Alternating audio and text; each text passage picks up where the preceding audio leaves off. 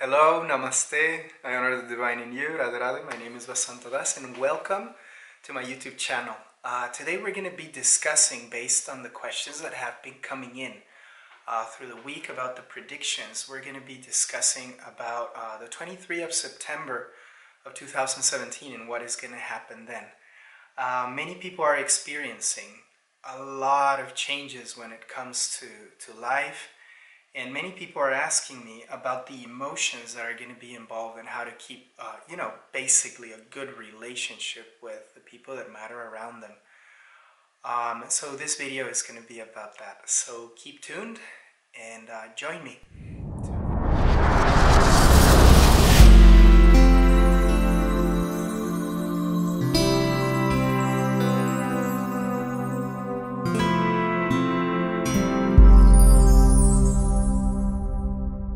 Here we go.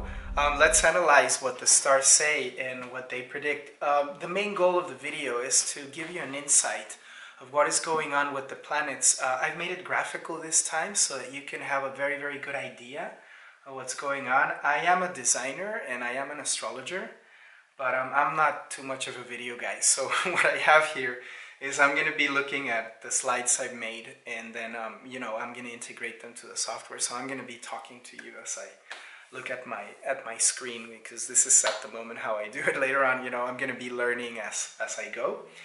But Archie Ra, who follows me on my YouTube channel, he was asking me last week, can you make a video about how our relationships are going to be affected and why we feel so much of the shift, and how can we keep those relationships sane and happy and beautiful. So for the purpose of answering that question, I've made this video. There's a lot of people right now that are very scared about the 23rd of September of 2017. And so I've decided to make a video, knowing what I know and being who I am. Let me offer you my perspective on the matter from the point of view of the Vedas. So, first, the first slide that I want to show you is, let's understand how the planets move. So we all know that the planets have an orbit around the sun, and there's three main planets that affect, the way that, karmic destiny comes to the world. And those planets are the massive planet, or the king of planets, which is Jupiter. He's the biggest planet, and he's also the tremendous force of good. He carries the force of consciousness, of positivity, and of the higher self in the zodiac. And he moves every 1 year in the zodiac. So, you can see the span of the movement of Jupiter. It takes him 12 years to move through all the zodiac signs. So he'll spend 1 year per sign. So every 1 year, Jupiter's cycle is changing signs. And that is positive. Wherever Jupiter lands, it's going to be help for the world. It is God's blessings for the world. So all the goodness comes through Jupiter. Also the Moon and Venus, but mainly Jupiter. Then we have Saturn, who is the king of malefics. And Saturn, being a malefic or a hard planet, his job is to, collect the taxes or to enforce the law of karma upon us. So whatever we owe, whatever you need to learn, we're going to learn it under Saturn. So, if Jupiter is the summer, Saturn is the winter. So Saturn takes 2.5 years to move through each sign. So that's quite a bit of time. And then we have the nodes of the moon, the karmic nodes of the moon, which are Rahu and Ketu. And Rahu and Ketu, they're not physical planets, they're mathematical points, so we call them shadow planets. But they do have an influence. Basically, Ketu speaks to us about our unconscious or past lives or past life karma. And what Rahu does is he speaks to us about what propels us to the future and to learn, and they take 1.5 years in each sign. And what has just happened, in the world, is that all these planets have moved or are moving and changing signs during this period of time. So the answer to the question, why is there so much turmoil and so many changes that we are experiencing in the world? Well, because, these planets are changing. And whenever the planets move, we experience tremendous change in the way that we experience life, and in the way that, the karmic program runs, and in the way that we experience the world. So now what happens is the planets don't always move in the same month or within the same span of time. But, you know, over the past few days, that's what's happened, especially in September. You know, the ends of August and the beginning of September was a time of great shift. So let me explain to you why. So as we can see here in the screen, we can see all the changes that we have gone through. So change number one is we have the nodes of the moon, and Rahu, planet Rahu, on the 20th of August of 2017, he used to be in the tribe of fire here. He used to be in the sign of Leo, which is creative power, and it's all about self-confidence and getting out and creating good results. So there was an obsession in the world for this. So what you saw is more individuality in the world. What you saw is more entrepreneurs in the world. What you saw is more people, you know, not necessarily wanting to work in a job and better going out and getting and looking for their own life. So we found the self-confidence to do, you know, what we were supposed to change in the world. And, you know, since it's a shadow planet, then a lot of other things came through with it.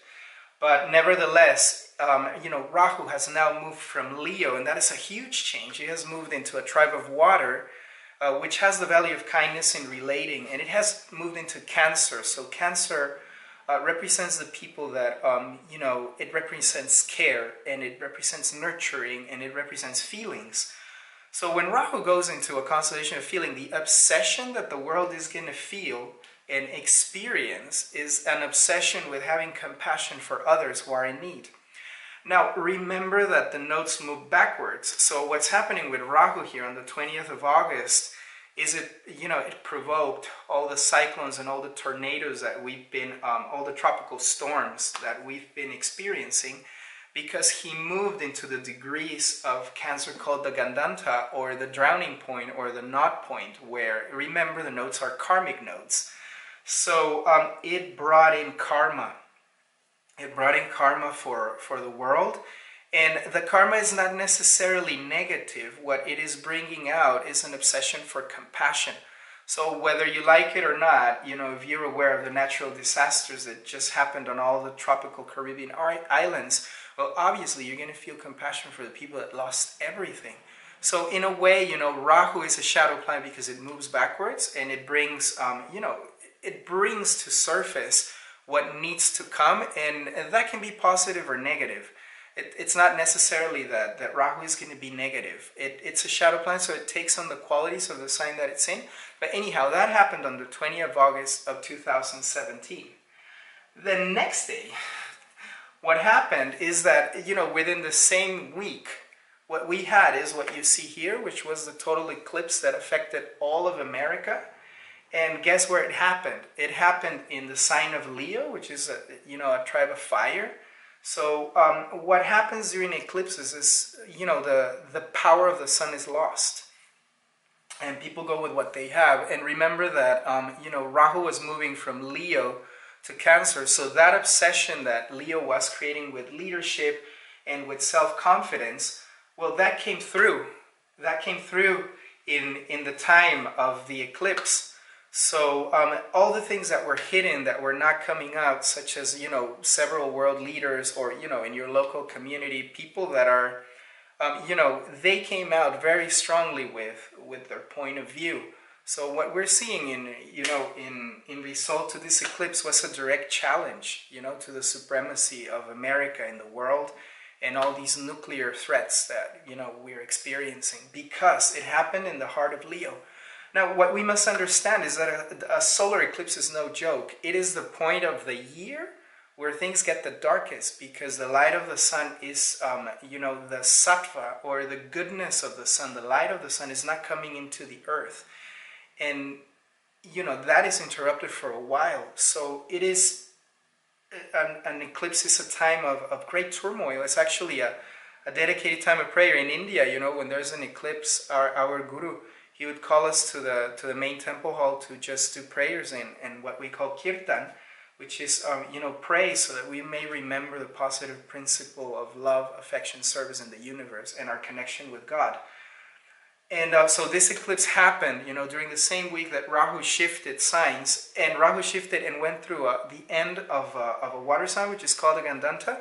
So those are two things that happened within a very short span of time that, of course, are provoking a lot of turmoil in the world. So then we go into the next thing that happened.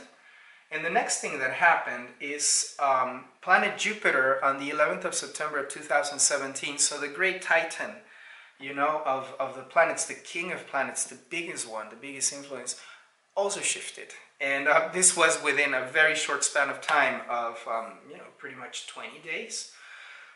So Jupiter went from a tribe of service, which is, a tribe of earth and a tribe of being. So wherever Jupiter is positioned, he's always going to give you good results. So what happened to Jupiter is he was present in this tribe of Earth, and that was good for the world. That was actually good because we took consciousness of the masses. So it was a time where we became conscious of the power of the people. So it was a very people-oriented time, where things like infrastructure, the fields, ecological consciousness, global warming, all of these things came into the picture, and we paid attention to them. And then what happened is that Jupiter went into a tribe of air, which is purity and thinking. And the principle is purity. So it went into Libra, and many people, they were saying very, very, very afraid that we could have a war in the world, and that was going to happen. And what I told him is, well, if we make it over the 11th of September 2017, it's almost going to be that, if there's going to be something, it's going to be very small, very quick, and it's going to be solved through diplomacy. Why? Because the presence of Jupiter in Libra is going to give the impulse for diplomacy. So people are going to start understanding, under Libra, that the program is not if we're going to have a conflict or not. The program is to understand how we can harmonize the differences, because that is Libra. And Jupiter present in Libra, that is a tremendous power, and it is a tremendous blessing that is coming in a time where we are given a choice. But that also happened. So, Rahu and Ketu shift. We have the solar eclipse, which are very negative energies. And then a few days later, we made it to the shift of Jupiter. Now, what's going to happen next, and what's actually been going on all the time during this time, is you can have a look at what Saturn's been doing. And remember, Saturn, as well as Rahu and Ketu, he is the karmic planet. So Saturn is no joke. Saturn is the planet that, try not to see him as the enemy here, because Saturn can also bring very, very good results. But what Saturn does is he enforces consciousness. So whatever change or whatever lesson needs to be learned, that would be Saturn's job. And he's not the teacher that if you miss, it's like a math teacher. He's exact, he's precise. And, he will make sure that you learn the lessons that you have to learn, because it's very important that we learn them. So that is Saturn. And guess what? Saturn has been retrograde all of this time. And it had gone forward motion into Sagittarius. And then during the past 4 months, it went back motion. This is called a retrograde in astrology. And when a planet goes back motion, it goes back to make sure. It's like going out of your house and, being on a mission to, get somewhere. And then you realize, like, oh my God, I was on the way to my, to my work. I have a very important client, but you forget the keys of your house. So you got to go back to your house, get the keys, and then you're going to be late. So it causes a stress and a delay on the way that things should have happened. So that's what happened to Saturn during this time. And guess what? At the end of water signs, remember that the last degrees of water signs are called Gandantas. And Saturn is going to be, it has been in a Gandanta a few months ago. And now, towards the 27th of October of 2017, Saturn is going to be in a Gandanta again. So water signs, especially the sign of Scorpio, means transformation. So it is a time of turmoil. It is a time of transformation. And notice how all of these changes that usually happen throughout the year, or even, like we have years where the planets shift signs You know, the last time Saturn shifted a sign was 2.5 years ago. And, you know, it goes back and forth in the retrograde, so that has been counted. It went from Sagittarius back to Scorpio. But really, the last time that, you know, Saturn changed the sign was 2.5 years ago. And now he's doing it, and he's going to be through a Gandanta. So it has been very, very challenging times astrologically. So we even made, the reason why we started the videos is because, you know, for many years people have been telling me, you got to start a YouTube channel. And, you know, I'm more of like the reluctant guy, but when I saw all of this, I thought, you know, it's like, I got to do this because I have the knowledge and people need to know this. So I hope that wherever you are, this brings you goodness into your life, you know, because knowledge can bring you a lot of peace, you know. If you know what's going on, then, you know, you can be prepared. So Saturn is going to go through the Gandanta towards the end of October. And right now is in the, if you see a scorpion, what is on the last degrees of scorpion is the sting of the scorpion. And that's what's going to happen to Saturn. He's going to go through the sting. So it is going to be a time of transformation, definitely. Going to be a time of transformation. And then Saturn goes into Sagittarius, which is a tribe of fire, and where discipline is going to be enforced when it comes to the philosophy and the wisdom of the world. So people are going to have to get together and figure out how they're going to harmonize everything that is going on.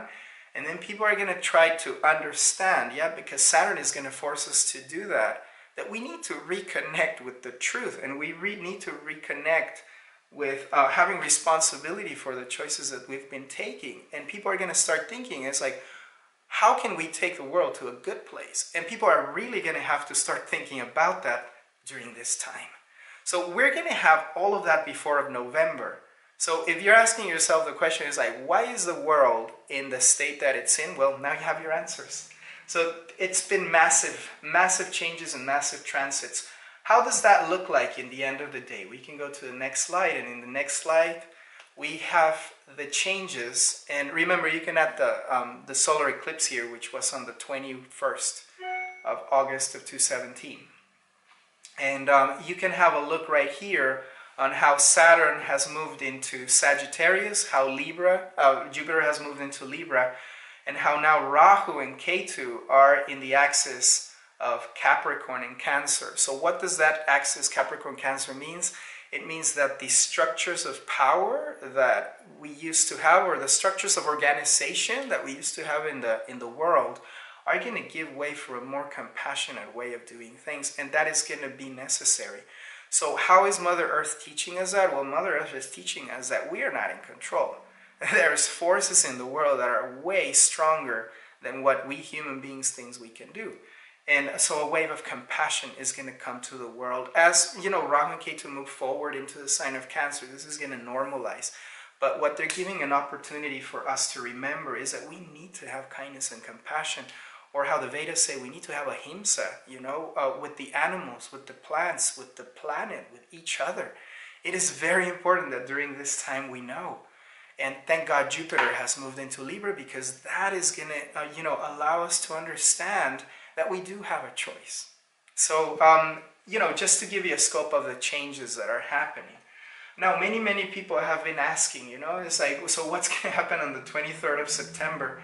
Let me give you, offer you the Vedic perspective on this. So if you know me a little bit, you know that I've spent the best parts of my youth. I spent about, you know, all in all was 12 years in India, studying under the guidance of my guru. And I studied Vedanta, and I also followed the path of Bhakti. So, you know, for some of that time, a good chunk of that time, I lived as a monk in India, and I was very, very involved in, you know, trying to understand how the universe works, and, you know, what is my relationship with God, and what is my relationship with this planet, and what is my relationship, my mission in life.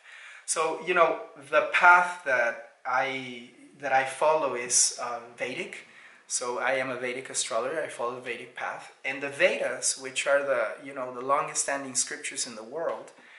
And from what I have found about the way that we calculate time, the most advanced method of calculating time and of predicting, well, still remains sidereal astrology or Jyotish, or what we call Vedic astrology. So here in this table, we have what is one day of Brahma, so that you can have a perspective of how, you know, the Vedas speak about the times that we're currently going to. And it's very, very interesting. Now, who is Lord Brahma? Lord Brahma is not God. Lord Brahma is the creator of the universe. So who, if you're asking yourself the question, who created this video game, this matrix that we're all in, this temporary material world? Well, that would have been Brahma's job. Lord Brahma is, God is Vishnu or Krishna. But Lord Brahma, he comes, and his duty as the creator of the universe is to direct, to program, and to create all life, all planets, all galaxies. So a universe is extremely big. The universe that we're in, it's just one of many, many universes. If the question is, are there parallel universes? Yes, unlimited. Is this the only video game that got created? No. Is this the only life that we have? No. So according to the Vedas, the universe is incredibly expansive.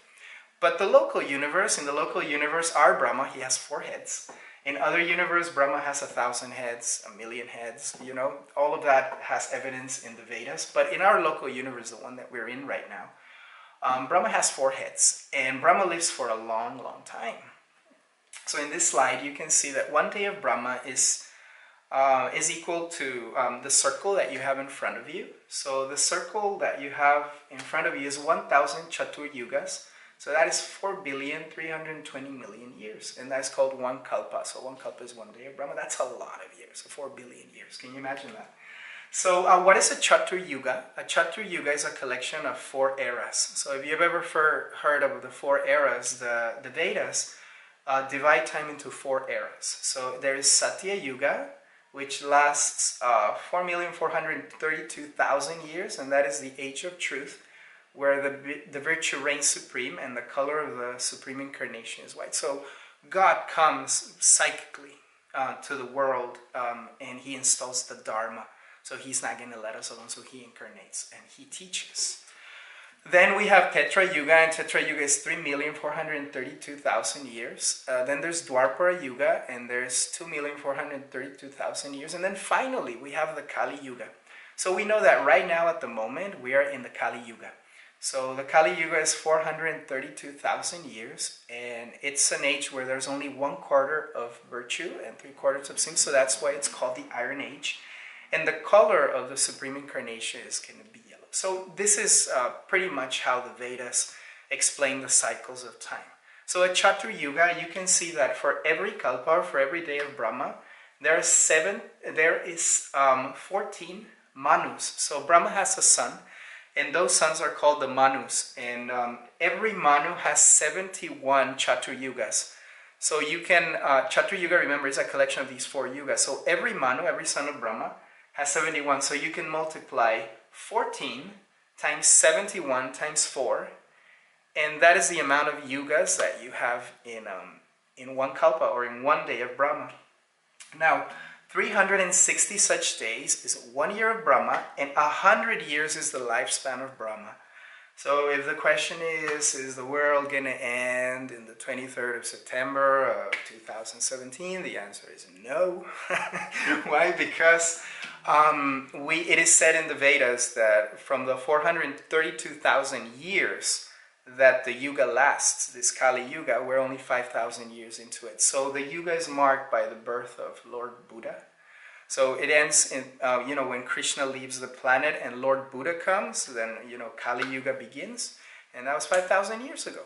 So we're actually, according to Vedic knowledge, if you see here, there's this red line that crosses the 7th Manu, so the 7th Manvantar. And it is said that in the 7th Manvantar, right in the middle, there is one special Kali Yuga, which is the one that we're in right now. So in one day of Brahma, there is one special Kali Yuga where a golden avatar comes, and that golden avatar is called Sri Chaitanya Mahaprabhu. And he came only 500 years ago in Bengal, India. So this Kali Yuga is very, very special. So again, if the question, according to Vedic astrology, is the world going to end on the 23rd of September 2017? No, it's not. We're far away from that. So, the reason why I'm making this video is because I want you to know that certainly there's a lot of turmoil going on in the world right now, but this is mainly due to the shift of the planets, because we've had such a huge shift of the planets that it's impossible that when these massive energies move in the program, well, of course we're going to feel them. And I actually think that we are, due to the presence of Jupiter in the first degrees of Libra, that Pushkaram has brought peace. And the first 12 days from the moment Jupiter enters is called a Pushkaram. So he entered on the 11th, and today is the 20th of September, so we're still in the Pushkaram. We have a couple of days left, and it's a period where we're collecting purity and blessings in our life. So that presence is there. Now, if we want to know if there's going to be a lot of turmoil in the world, yes, certainly there is, because remember that we're still on the tail of that eclipse, and we're still, there's a lot of emotional stuff shifting right now. And, specifically for the question, what's going to happen on the 23rd of September? Well, let's have a look at, according to Vedic Astrology. So I've casted the chart right here. I've taken the center as Vrindavan, India, which is one of the most holiest centers. It's the place of the advent of Lord Krishna, who is an incarnation, the incarnation of the Supreme Personality of God. And he comes in Vrindavan, so I always take that as my center, because it's a holy, the holiest of holiest places. And what we see is I've casted September 23, 2017, and I take it at 6 a.m. because that is the muhurta, or the place where the day starts. And we see that day, the 23rd of September, is Tritiya, and it's Shukla. So it's in the bright half of the moon, which is fantastic. It's really beautiful. I use the Lahiri Ayanamsa to calculate all of this. So at that moment, in India, and this is going to change for the world, of course, the American chart is going to be different. But we see that the sun is rising in the ascendant, and there's a lot of spiritual stuff happening here.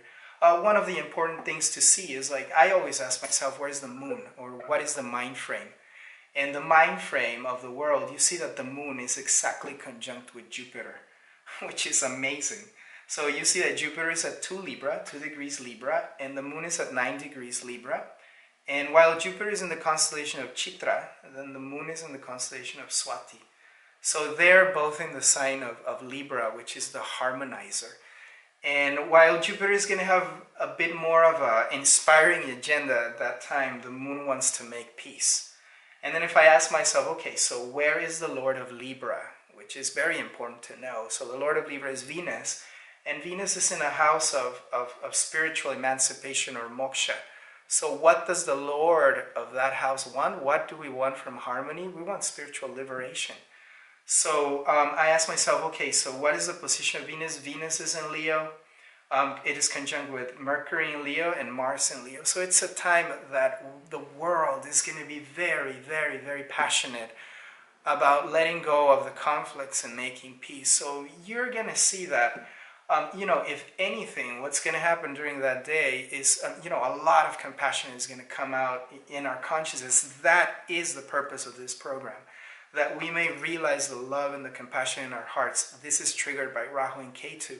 And to be very passionate about letting go of the grudges and letting go of anything that is not positive, and really fighting for what is worth, and that is peace. So, if you ask me, what is this constellation about? I think we want a fair world, and we want a world where everybody can have, a balanced opportunity to have peace. So that's where everything is heading. So, if you were to ask me if this is a negative constellation, I would say no, not at all. It's a constellation where people are passionate about what is good and what is right and what will take our world to a better place. So that is what is going to be born. Many people are saying that, there's this thing where, there's the Virgin, and then there's the 12 stars as a crown. It has to do with, with the book of Revelation that, in the Bible, the Holy Bible. And many people are interpreting that this sign is going to appear in the sky. What I see from the perspective of the Vedas is, if anything, the world is going to shift. And every time the world shifts, it's like an earthquake. When the plates shift a little, you have an earthquake. Just today we had an earthquake in Mexico. I was calling my dad, and he was saying, yeah, it was very strong, but, he's okay, thank God. If you're watching that, hello, hola, te quiero. And when things shift, you know, you're going to feel a change, but shift doesn't necessarily mean that we have to be scared or that we have to be preparing ourselves for the worst. Remember that changes and everything in life is organized for us to advance into a place of love and purity. And it's for us to realize that within ourselves we have the capacity to love and serve. So we are going to be given the opportunity to serve during these times, and we're going to be giving a wake-up call so that we can remember that, you know, we could be doing things in a very, very different way. And you're going to see a massive wave, you know, of artists, of people singing, of people wanting, you know, for this world peace. And, you know, there's a lot of volunteer work involved, a lot of, you know, people that are gonna go care for other people. So you know, finally, what we're gonna go ahead and do here is, you know, how to solve the riddle. And we can go to the Dharma Code. And we're gonna try to see where the planets are positioned so that we can have simple answers to the questions of life. Why? Because philosophy, that's what philosophy and values do for us. They give very simple answers to very complex questions. So if there's a trying time during our times, a time where we're going to be challenged because of the changes and the shifts and the Gandantas, because all of the major planets shifted within 3 months, or, you know, things are complicated, the world is advancing and shifting, wanting to change. So what is the answer to those questions? Well, you know, let's have a look. And we see that Rahu is in the tribe of water. So the way that we can make peace with the emotional challenges that we're going to have during this period, or the fears that people are going to be having, is to remember that we all feel as human beings. And that kindness and compassion, not judgment, compassion, love, yeah, service, help others, that is the way. When, you know, when we're trying to appease somebody, the only way to bring that is, you know, access the love that we have inside. And that is something that is always available within us. We have the great blessing of Jupiter being in Libra. So that is going to bring forward people that can make peace, massive peace in the people around the world. And then we have Saturn. And Saturn, what Saturn is asking us, since he's in a tribe of fire, is he's going to ask us for discipline in acting. He's going to ask us to sit down and think about what we're doing with our energy resources, the way we go about, you know, spending energy, harvesting energy. And he's going to teach us to realize that at the pace that we're going, you know, the planet's going to be sick. And that is going to be very, very evident. So Saturn is going to remind us, you know, whenever we take violent actions, it's going to cost us and it's going to be painful. So Saturn is going to show us that mirror, that part of the mirror, that shadow of the mirror, so that we can choose. But remember, again, you know, we have Jupiter in Libra. So there's a choice whether we're going to, you know, choose to act without any type of right judgment, you know, and just act because we have power and then get the painful result for that action, or are we going to sit down and before we activate, we're going to meditate? So meditation is something that you can practice at any time. It's very important that you do at home.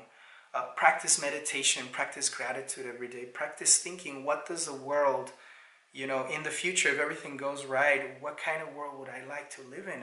And you know, if you're a father or a mother, what kind of world do I want my children to live in? And you're going to understand that, you know, acting chaotically or, you know, exploiting the earth is not going to take us to a very, very good place. That's not a good philosophy of life. So it's like, ask yourself, you know, who has peace in the world? And you're going to realize that people who have peace in the world, they do meditation or they're incredibly grateful. You can, anybody that you can think of that has peace. And then ask yourself, would I like to have peace in my heart? Because the peace is not something that you find outside of yourself. The peace is something you find inside of yourself. So in this way, you know, we can see how the Dharma Code helps us. And then finally, you know, if we go back through the slides, let me present you with one last one, which is the one that gives us an overlook of, you know, how the things are going to be positioned. Remember, these are the main big planets. The other ones I'm not taking into account because they move very fast, 2-3 months. 1 month, the sun moves every month, the moon moves every 2 days, Mercury moves every month, Venus 3 months, and Mars, as well, is a quick planet. He moves quickly. So they transit very, very quickly. But these guys, the big planets, those are the ones that, throughout the years, they make the biggest impact. So remember, we have the blessing of Jupiter right over there asking us, to think of what we're going to do with our freedom and how we're going to create light, and bring, knowledge and how we can be objective about the choices that we're going to take. We have Saturn down there reminding us about the quality of our experience. If we take wrong choices, well, that's going to lead to wrong results. If we take painful choices, it's going to lead us into painful results. So Saturn is reminding us the importance of how we use our independence. And then we have Rahu reminding us that relationships are important and that people have emotions, and that, the best way to love people is by serving them and by, putting ourselves in other person's shoes, not judging them and saying that, it's your karma, but, asking ourselves, is they're a mirror, and what am I going to do about the situation? Can I do anything to alleviate the pain in another? Can I? So, these are the main questions that we're going to be asking ourselves. So, from my side, thank you for watching. I hope that wherever you are in the world and wherever you're receiving this message, remember, don't be afraid. That doesn't help. Love helps. Meditation helps. Peace helps. Your belief in the love that there is in the universe, your belief in the underlying current of everything, in the meaning of everything. The meaning of everything is we have the capacity to serve and love. That is something you can do always, in whatever circumstance you are. So sometimes it takes a little inspiration so that we can understand what our path is. And we're giving the opportunities, we're giving a challenge that we can reply to, and the challenge is, okay, so how are we going to balance this?